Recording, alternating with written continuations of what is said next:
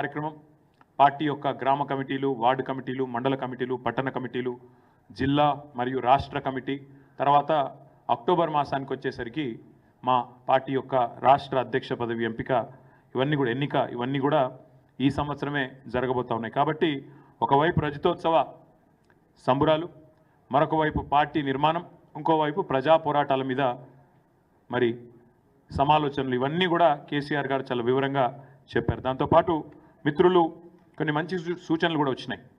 శిక్షణా శిబిరాలు నిర్వహించాలి.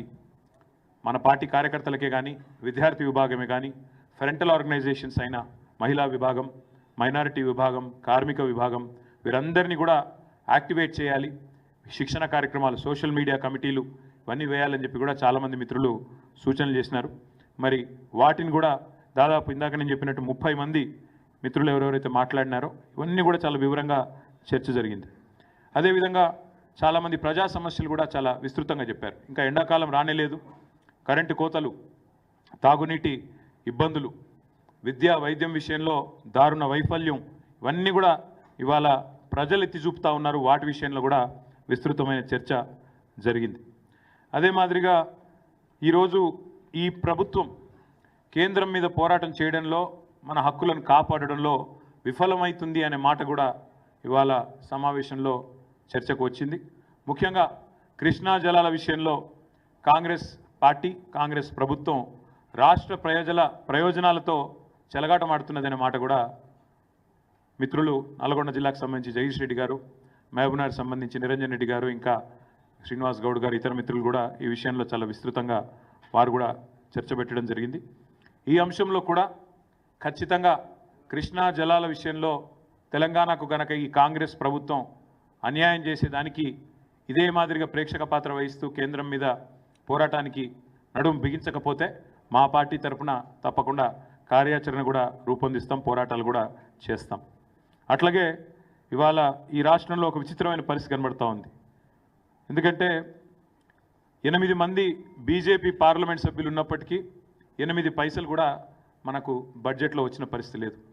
8 మంది బీజేపీ, 8 మంది కాంగ్రెస్, 2 పార్టీల ఎంపీలు ఉన్నప్పటికీ రాష్ట్రానికి దక్కింది మాత్రం గుండు సున్నా అనే విషయం కూడా చర్చకు వచ్చింది. ఏ రకంగా ఇవాళ ఆంధ్రప్రదేశ్లో 16 మంది ఎంపీలతో అక్కడ కేంద్రంలో భాగస్వాములుగా ఉన్న టీడీపీ వాళ్ళకి ఏ రకంగా లాభం జరుగుతున్నది, ఇవన్నీ కూడా చర్చకు వచ్చినాయి. ఏ రకంగా తెలంగాణ ప్రజలు కూడా తమ పాత్ర, బీఆర్ఎస్ అనే పార్టీ తమ ఇంటి పార్టీ ఢిల్లీలో ఉంటే ఖచ్చితంగా ఈ హక్కులను సాధించే దానిలో కానీ, పోరాటం చేసే దానిలో కానీ, కేంద్రం మెడలు వంచే దానిలో కానీ ఏ రకంగా గతంలో పోరాడింది మీరు చూసినారు. తప్పకుండా ఆ విషయంలో కూడా విస్తృతమైన చర్చ కూడా జరిగింది. ఇంకా చాలా విషయాలు చర్చించడం జరిగింది. కానీ ముఖ్యంగా నేను చెప్పాలనుకున్నది ఈ మెంబర్షిప్ డ్రైవ్, సంస్థాగత నిర్మాణం ఈ సంవత్సరం ఉంటుంది, పార్టీ కమిటీల నిర్మాణం ఉంటుంది, బ్రహ్మాండంగా రజతోత్సవ సంబురాల నిర్వహణ ఉంటుంది, ప్రజా పోరాటాలు కూడా, ప్రజా సమస్యల మీద పోరాటాలు కూడా ఉంటాయి. మధ్యలో ఎన్నికలు వచ్చినాయనుకోండి, స్థానిక ఎన్నికలు, సాంస్థిక సంస్థల ఎన్నికలు వస్తే వాటిని కూడా, అందుకే this year is going to be very busy for BRS. Will be a very very busy year.